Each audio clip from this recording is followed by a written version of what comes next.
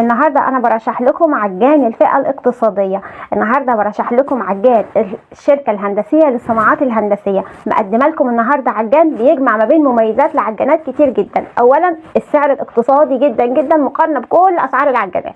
تاني حاجه بقى الاداء الشديد جدا للعجان لانه من موتور احمد داوود المعروف جدا جدا. تالت حاجه بقى خدمه ما بعد البيع والصيانه وقطع الغيار المتوفره والضمان. كل ده هتلاقوه النهارده في العجان. بس لو كل الكلام ده بس كنا قلنا عجان زي اي عجان، بس تعالوا النهارده اقول لكم المميز والمختلف فيه.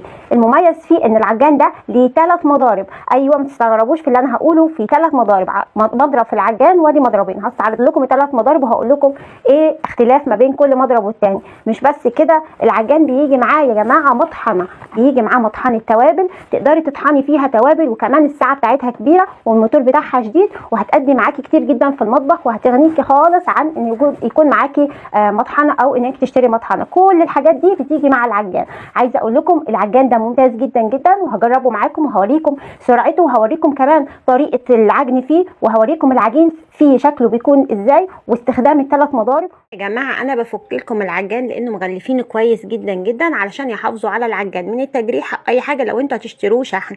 عايزه اقول لكم الشركه الهندسيه للصناعات الهندسيه شركه ام نور العجانات المنزليه، طبعا من اداره الاستاذ مينا. وعايزه اقول لكم ارقام التليفونات مكتوبه قدامكم، وكمان هكتبها لكم في الفيديو. عندنا هنا الباور بتاع التشغيل، وبرده حاطين هنا للعجانات العجل بتاعه علشان سهوله الحركه لو حبيتي تحركي العجان من مكان لاخر ما يبقاش بالنسبه لك فيه مشكله.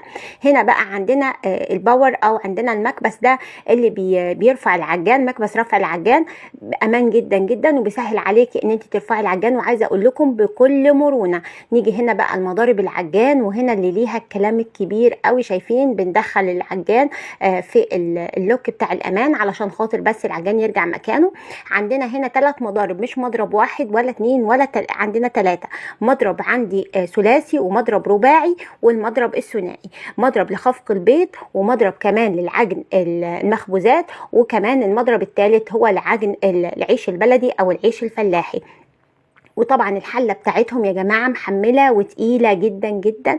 وعايزه اقول لكم ان الحله فيها يدين كده عشان تسهل عليكي رفع الحله، والحله من الاستانلس البيور المعالج، طبعا علشان خاطر دي ماده هيدخل فيها ماده غذائيه او هيتعجن فيها طبعا الدقيق. شايفين الحله يا جماعه تقيله جدا ومحمله، وساعتها كبيره قوي.